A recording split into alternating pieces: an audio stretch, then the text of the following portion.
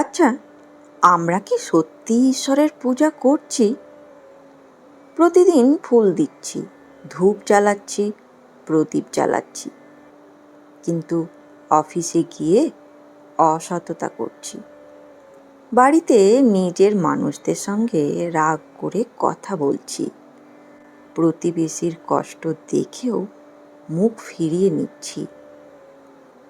আবার এমনও মানুষ আছেন যাদের সকাল থেকে রাত পর্যন্ত সংসারের কাজই শেষ নেই। রান্না, সন্তান, বৃদ্ধ বাবা মায়ের সেবা, কর্মস্থলের দায়িত্ব, এত ব্যস্ততার মধ্যে পূজার আসনে বসার সময়ই পান না। তাদের মনে প্রশ্ন জাগে, আমি কি তবে ঈশ্বরকে পাচ্ছি না? আবার কেউ কেউ বলেন, সব ছেড়ে শুধু নাম জপ করো। কেউ বলেন, সংসারের কাজেই ঈশ্বরের পূজা। আবার কেউ বলেন, ফুল ফল জল দিয়েই প্রকৃত পূজা। তাহলে সত্যি কোনটি? আজ আমরা উত্তর খুঁজব শ্রী শ্রী ঠাকুর রামকৃষ্ণদেব, শ্রী মা সারদা দেবী এবং স্বামী বিবেকানন্দের বাণীতে। আর আমি আপনাকে অনুরোধ করব, এই আলোচনা শেষ পর্যন্ত শুনুন, কারণ শেষের দিকে আমরা এমন একটি সত্যের পথে পৌঁছাবো যা হয়তো আপনার প্রতিদিনের জীবনটাই বদলে দিতে পারে। তাহলে চলুন প্রথমেই জানি, পূজা বলতে আমরা কি বুঝি। আমাদের অধিকাংশ মনে পূজা মানেই ঘণ্টা বাজানো, ধূপ জ্বালানো, ফুল দেওয়া, প্রদীপ জ্বালানো, ভোগ নিবেদন করা। এগুলো অবশ্যই পূজার অঙ্গ, এগুলোর গুরুত্ব আছে, শাস্ত্রও তা মানে। কিন্তু প্রশ্ন হলো, ঈশ্বর কি কেবল ফুলটাই গ্রহণ করেন, নাকি তিনি মানুষের মনটাকে দেখেন? ঠাকুর শ্রী রামকৃষ্ণদেব বারবার বলেছেন, ঈশ্বর মন দেখেন। বাহ্যিক আয়োজন যতই বড় হোক, যদি হৃদয়ের ভক্তি না থাকে তবে সেই পূজা প্রাণ থাকে না। আবার সামান্য একটি তুলসী পাতা, এক ফোঁটা জল কিংবা আন্তরিক একটি নাম যদি ভালোবাসা দিয়ে নিবেদন করা হয়, তবে সেটি ঈশ্বরের কাছে অমূল্য হয়ে ওঠে। এই সত্য নতুন নয়, ভগবদ্গীতায় ভগবান শ্রীকৃষ্ণদেবও বলেছেন, যে ভক্তি সহকারে আমাকে একটি পত্র, একটি পুষ্প, একটি ফল কিংবা সামান্য জলও নিবেদন করে, আমি সেই ভক্তির নিবেদন গ্রহণ করি। এখানে লক্ষ্য করুন, ভগবান আগে বলেননি পত্র, ফুল, ফল বা জল। আগে বলেছেন ভক্তি সহকারে, অর্থাৎ বস্তু নয়, ভক্তি প্রধান। আমাদের জীবনের শিক্ষা।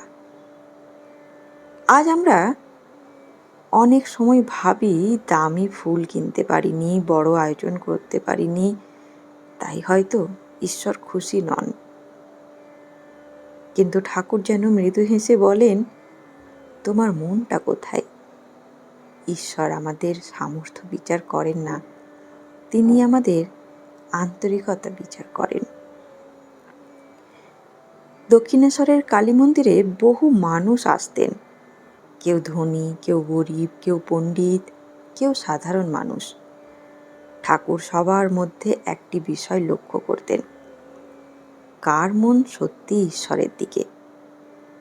তিনি প্রায় বলতেন, যে মানুষ কাঁদতে পারে, যে সত্যিই তাকে চায়, সেই তাকে পায়।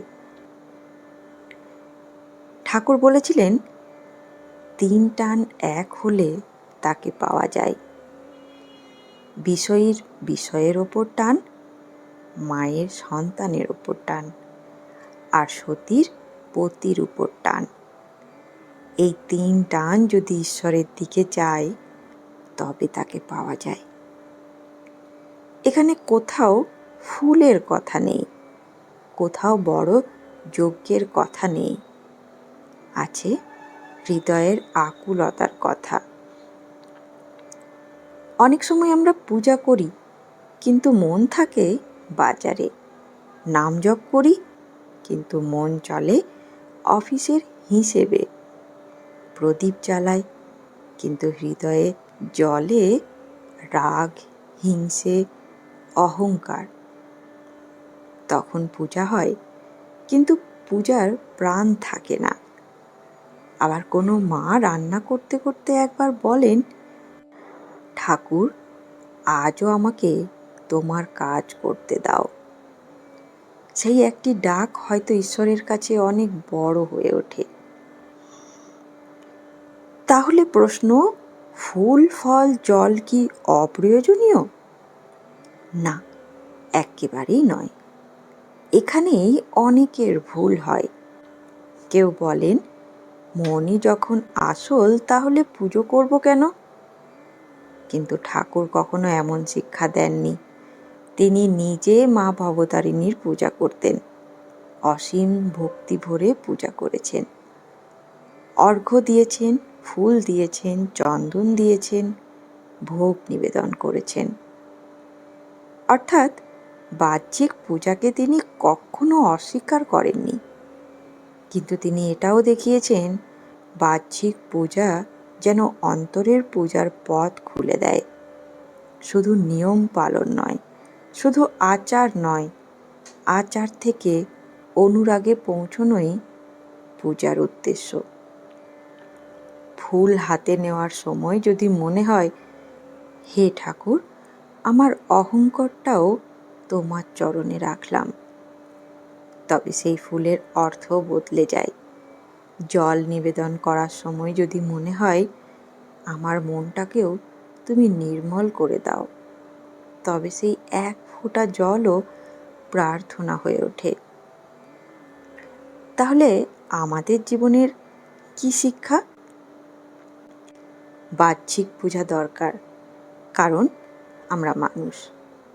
আমাদের মনকে একাগ্র করতে প্রতীক দরকার, মন্দির দরকার, প্রদীপ দরকার, ফুল দরকার।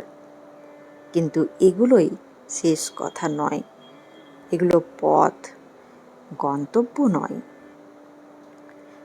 তাহলে এখন প্রশ্ন আসে, যদি ফুল, ফল, জলই সব না হয়, তাহলে কি শুধু নাম জপই যথেষ্ট? অনেকেই বলেন, আমি তো সারা দিন নাম করি। কিন্তু ঠাকুর শ্রী রামকৃষ্ণদেব একটি গভীর কথা বলেছিলেন। তিনি বলতেন, নাম আর নামই, অভেদ। অর্থাৎ ঈশ্বরের নাম এবং ঈশ্বর আলাদা নন। আন্তরিক ভক্তি ভরে তার নাম স্মরণ করলে সেই নামের মধ্যে দিয়ে তার সান্নিধ্য লাভ করা যায়। কিন্তু এখানেই একটি সূক্ষ্ম বিষয় আছে। ঠাকুর কখনো বলেননি, শুধু ঠোঁট নাড়ালেই সব হয়ে যাবে। তিনি বারবার বলেছেন, অনুরাগ, ব্যাকুলতা, বিশ্বাস, এই তিনটি নাম জপের প্রাণ। একদিন এক ভক্তকে তিনি বোঝাচ্ছিলেন, শুধু মুখে নাম করলেই হবে না, হৃদয়েও যেন সেই নামের দিকে যায়। ভাবুন তো, একজন মা যদি দূরে থাকা সন্তানের নাম নেন, আর একজন অচেনা মানুষ একই নাম উচ্চারণ করেন, দুজনের উচ্চারণ কি এক? না, শব্দ এক, কিন্তু অনুভূতি এক নয়। সেই অনুভূতি নামকে জীবন্ত করে তোলে। তাহলে এটার থেকে আমরা কি শিক্ষা পেলাম?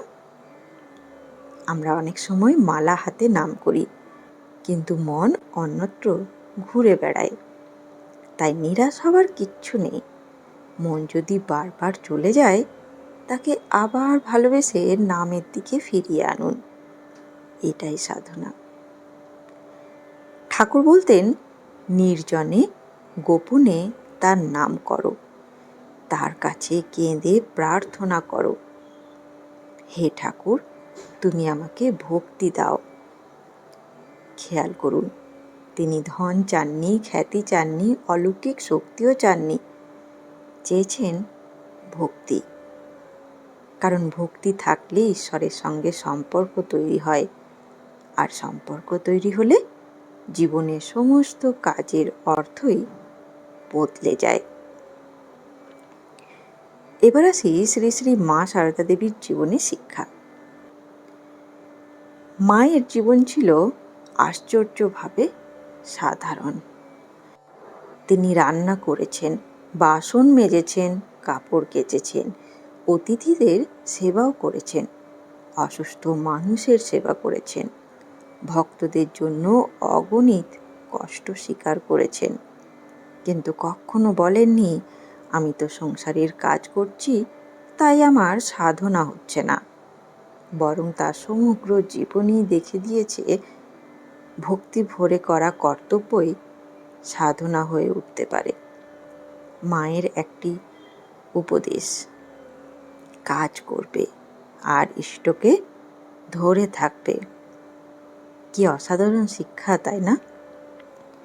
অর্থাৎ এখানে মা বলতে চেয়েছেন, কাজ ছেড়ে ঈশ্বর নয়, আবার ঈশ্বরকে ভুলে কাজও নয়, দুটোকে এক করে নিতে হবে। আজ একজন মা রান্না করছেন, যদি মনে করেন এই আহার ঠাকুরের সন্তানদের জন্য প্রস্তুত করছি, তবে সেই রান্নাঘরও পূজা মণ্ডপ হয়ে উঠতে পারে। একজন শিক্ষক যদি ভাবেন, আজ আমি শুধু পাঠ দিচ্ছি না, ঈশ্বরের সন্তানদের গড়ে তুলছি, তবে তার শ্রেণীকক্ষও মন্দির হয়ে উঠতে পারে। একজন চিকিৎসক যদি রোগীর মধ্যে ঈশ্বরকে দেখতে শেখেন, তবে তার চিকিৎসাও পূজা হয়ে ওঠে। কিন্তু এখানে একটি বিপদ আছে। অনেকেই একটি ভুল করেন। তারা বলেন, সংসারের কাজই তো পূজা, তাহলে আলাদা করে ধ্যান জপ করব কেন? ঠাকুরের শিক্ষা কিন্তু তা নয়।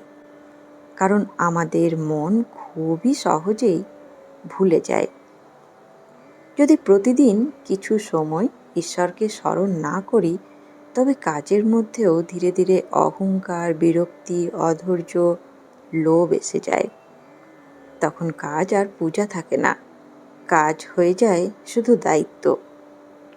তাই ঠাকুর জপের কথাও বলেছেন, ধ্যানের কথাও বলেছেন, প্রার্থনার কথাও বলেছেন, আবার কর্তব্যের কথাও বলেছেন। অর্থাৎ জপ আমাদের মনকে শুদ্ধ করে, আর সেই শুদ্ধ মন দিয়ে করা কাজ পূজায় পরিণত হয়। ভাবুন, একটি প্রদীপ জ্বলছে, সেই প্রদীপ থেকে আপনি শত শত প্রদীপ জ্বালাতে পারেন, কিন্তু প্রথম প্রদীপটাই যদি নিভে যায়, তবে আর আলো ছড়াবে কিভাবে? ঠিক তেমনি প্রার্থনা, নাম জপ, ধ্যান, এগুলো আমাদের অন্তরের প্রদীপ জ্বালিয়ে রাখে, আর সেই আলো নিয়েই আমরা সংসারের কাজ করি। তখন কাজ আর বোঝা মনে হয় না, সেবা হয়ে ওঠে, ভক্তি হয়ে ওঠে, পূজা হয়ে ওঠে। ঠাকুর শ্রী রামকৃষ্ণদেব বলেছিলেন, ঈশ্বরই বস্তু আর সব অবস্তু। প্রথমবার শুনলে মনে হতে পারে, তাহলে কি সংসার মিথ্যে? আমাদের পরিবার, সন্তান, কাজ, দায়িত্ব সবই কি অর্থহীন? না, ঠাকুরের বক্তব্য তা নয়। তিনি বলতে চেয়েছেন, জগতে সব কিছুই পরিবর্তনশীল। আজ যা আছে, কাল তা নাও থাকতে পারে। যৌবন থাকবে না, সম্পদ থাকবে না, সম্মানও একদিন মিলিয়ে যেতে পারে। কিন্তু যিনি চিরন্তন, যিনি কখনো নষ্ট হন না, যিনি সব পরিবর্তনের মধ্যে একই থাকেন, তিনি ঈশ্বর। তাই তিনি বস্তু, অর্থাৎ নিত্য সত্য, স্থায়ী, আর বাকি সব অবস্তু, অর্থাৎ অনিত্য। যখন আমরা অনিত্যকে নিত্য ভেবে আঁকড়ে ধরি, তখনই দুঃখ জন্মায়। কিন্তু যখন সব কিছুর মধ্যে ঈশ্বরকে স্মরণ করি, তখন সংসারও আমাদের ঈশ্বরের দিকে এগিয়ে নিয়ে যায়। অনেকেই ভাবেন সংসারের কাজই তো আমাদের বেঁধে রেখেছে, কিন্তু ভগবদ্গীতা অন্য কথা বলে। শ্রীকৃষ্ণ অর্জুনকে যুদ্ধক্ষেত্র থেকে পালিয়ে যেতে বলেননি। তিনি বলেননি সব ছেড়ে বনে চলে যাও, বরং তিনি বলেছেন নিজের কর্তব্য পালন করো, কিন্তু ফলের প্রতি আসক্ত হও না। স্বামী বিবেকানন্দ এই একই শিক্ষা সহজ ভাষায় ব্যাখ্যা করেছেন। তিনি বলেছেন, কর্ম আমাদের বেঁধে রাখে না, কর্মের প্রতি আসক্তি আমাদের বেঁধে রাখে। এই শিক্ষা ঠাকুরের জীবনেও আমরা দেখি। তিনি কখনো সংসারীদের বলেননি সব ছেড়ে দাও। তিনি বলেছেন, সংসারে থাকো, কিন্তু মন ঈশ্বরের কাছে রাখো। ঠাকুর একটি অপূর্ব উপমা দিয়েছিলেন। তিনি বলেছিলেন, ধনী মানুষের বাড়িতে যে দাসী কাজ করে, সে মন দিয়ে সব কাজ করে, বাচ্চাদের মানুষ করে, রান্না করে, ঘর পরিষ্কার করে, সবাইকে আমার আমার রাম আমার হরি বলেও ডাকে, কিন্তু তার অন্তরে সে জানে এই বাড়ি আমার নয়, আমার আসল বাড়ি অন্য কোথাও। ঠিক তেমনি আমরাও সংসারে সব কর্তব্য নিষ্ঠার সঙ্গে পালন করব, মা বাবার সেবা করব, সন্তানকে মানুষ করব, সততার সঙ্গে উপার্জন করব, কিন্তু অন্তরে মনে রাখব এই সবই সাময়িক। আমার চির আশ্রয় একমাত্র ঈশ্বর। এই শিক্ষা আমাদের দায়িত্ব থেকে পালাতে শেখায় না, বরং আরও দায়িত্ববান হতে শেখায়। কারণ তখন কাজ আর অহংকারের জন্য হয় না, হয় ঈশ্বরকে উৎসর্গ করার জন্য। তাহলে এবার জানবো কাজ কিভাবে পূজা হয়ে ওঠে। ধরুন একজন মা ভোরে উঠে পরিবারের জন্য রান্না করছেন। একদিন তিনি বিরক্ত হয়ে ভাবলেন সব কাজ আমাকেই করতে হয়। সেদিন সেই কাজ ক্লান্তি হয়ে উঠল। আরেকদিন তিনি মনে মনে বললেন, হে ঠাকুর, এই কাজও তোমার চরণে নিবেদন করলাম। কাজ একই রইল, চুলা একই রইল, রান্নাঘরও একই রইল, কিন্তু তার মন বদলে গেল। সেই পরিবর্তিত মনই কাজকে পূজায় রূপান্তর করল। ঠাকুরের শিক্ষা এখানেই, কাজ বদলাতে হবে না, মন বদলাতে হবে। স্বামীজি বলেছিলেন, জীবে প্রেম করে যেই জন, সেই জন সেবিছে ঈশ্বর। এই বাক্যটি শুধু কবিতা নয়, এটি সমগ্র কর্মযোগের সার কথা। যদি প্রতিটি মানুষের মধ্যে ঈশ্বরের উপস্থিতি অনুভব করতে শিখি, তবে কাউকে সাহায্য করা, ক্ষুধার্তকে আহার দেওয়া, অসুস্থদের সেবা করা, বৃদ্ধ মা বাবার পাশে বসা, এসব আর শুধু মানবিক কাজ থাকে না, এসব ঈশ্বর সেবা হয়ে ওঠে। তবে একটি বিষয় মনে রাখতে হবে, এই শিক্ষা কখনো মন্দিরের পূজা বা নাম জপকে অস্বীকার করে না, বরং সেই পূজা ও নাম জপের ফলেই হৃদয়ে এমন দৃষ্টি জন্মায় যাতে আমরা মানুষের মধ্যে ঈশ্বরকে দেখতে শিখি। এবার নিজেকে একটি প্রশ্ন করুন, আমি যখন পূজা করি তখন কি সত্যি ঈশ্বরকে স্মরণ করি? আমি যখন নাম জপ করি তখন কি আমার হৃদয়ও তার দিকে এগিয়ে যায়? আমি যখন কাজ করি তখন কি ভাবি এই কাজটিও আমি তার চরণে নিবেদন করছি? এই 3টি প্রশ্নের উত্তর হয়তো বলে দেবে আমাদের পূজা কতটা অন্তরের পূজা। ঠাকুর আমাদের বাহ্যিক পূজা ছাড়তে বলেননি, তিনি নাম জপ ছাড়তে বলেননি, তিনি সংসারের কর্তব্য থেকে পালাতেও বলেননি। তিনি শিখিয়েছেন পূজার আসনে ভক্তি, জপের সময় ব্যাকুলতা, কাজের সময় নিষ্কাম সেবা। এই তিনটি একত্রিত হলেই মানুষের জীবন ধীরে ধীরে ঈশ্বরময় হয়ে ওঠে। তাহলে আসল পূজা কোনটি? এখন প্রশ্নটি সরাসরি উত্তর দেওয়ার সময়। আসল পূজা কোনটি? ফুল, ফল, জল দিয়ে পূজা, নাম জপ, নাকি সংসারের কাজ? এর উত্তর এক কথায় দিলে ভুল হবে, কারণ ঠাকুরের শিক্ষা কখনো একপাক্ষিক নয়। তিনি আমাদের সমন্বয়ের শিক্ষা দিয়েছেন। প্রথম কথা, ফুল, ফল, জল দিয়ে পূজা মূল্যবান, কারণ এটি আমাদের অহংকার নত করতে শেখায়। প্রতিদিন কিছু সময় ঈশ্বরের সামনে দাঁড়াতে শেখায়, মনের ছুটে চলা গতিকে থামিয়ে তার কথা স্মরণ করায়। তাই বাহ্যিক পূজাকে কখনো তুচ্ছ করবেন না। দ্বিতীয় কথা, নাম জপ অপরিহার্য, কারণ নামের মধ্যে ঈশ্বরের শক্তি রয়েছে। যত বেশি নাম স্মরণ হবে তত বেশি মন শুদ্ধ হবে। ঠাকুর বলতেন, সংসারে থাকতে থাকতে মানুষের মনে ধুলো জন্মে যায়। ঈশ্বরের নাম সেই ধুলো ধুয়ে দেয়। যেমন প্রতিদিন আয়না পরিষ্কার না করলে নিজের মুখ স্পষ্ট দেখা যায় না, তেমনি নাম জপ ছাড়া মনও ধীরে ধীরে মলিন হয়ে পড়ে। তৃতীয় কথা, সংসারের কর্তব্যও পূজা হতে পারে, কিন্তু কখন?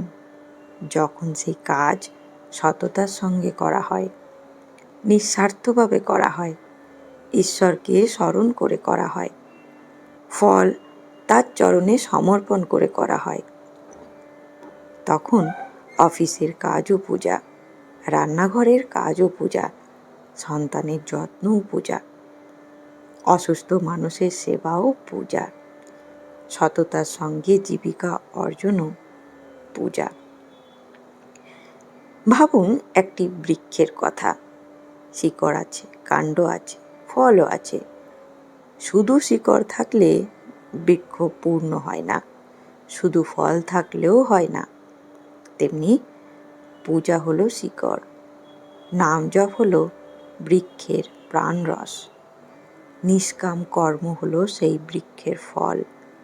তাই তিনটি মিলেই একটি পূর্ণ আধ্যাত্মিক জীবন গড়ে ওঠে। একটি বাদ দিলে ভারসাম্য নষ্ট হয়ে যায়। আজকের মানুষের সবচেয়ে বড় ভুল কি জানেন? আজ আমরা অনেকেই দুটি চরম পথে চলে যাই। একদল ভাবে, আমি তো পূজা করি, এটাই যথেষ্ট। কিন্তু আচরণে রাগ, অহংকার, হিংসা, অসত্য সবই থেকে যায়। অন্যদিকে আরেক দল বলে, মানুষের সেবা করাই যথেষ্ট, পূজা বা নাম জপের দরকার নেই। কিন্তু ঈশ্বরকে ভুলে গেলে সেবার মধ্যেও ধীরে ধীরে অহংকার এসে পড়ে, আমি করছি। ঠাকুর আমাদের এই দুই চরম পথ থেকে রক্ষা করেন। তিনি শেখান, প্রথমে ঈশ্বরকে ভালোবাসো, তারপর সেই ভালোবাসা নিয়ে মানুষের মধ্যে তাকে সেবা করো। হয়তো আজ ভোরে আপনি ঠাকুরের সামনে একটি ফুল রাখতে পারবেন, হয়তো পারবেন না। হয়তো আজ দীর্ঘ সময় জপ করার সুযোগ পাবেন, হয়তো সংসারের ব্যস্ততায় মাত্র 5 মিনিট সময় পাবেন। কিন্তু একটি কাজ আমরা সবাই করতে পারি। দিনের শুরুতে একবার যদি বলি, হে ঠাকুর, আজকের প্রতিটি কাজ তোমার চরণে নিবেদন করলাম। আমাকে এমন শক্তি দাও যেন কাউকে কষ্ট না দিই, অসত্যের পথে না যায়, আর তোমাকে ভুলে না যায়। তারপর সারাদিন নিজের কর্তব্য নিষ্ঠার সঙ্গে পালন করি।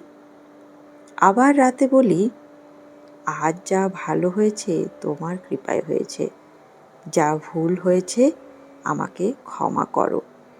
আগামীকাল যেন আরও ভালো মানুষ হতে পারি।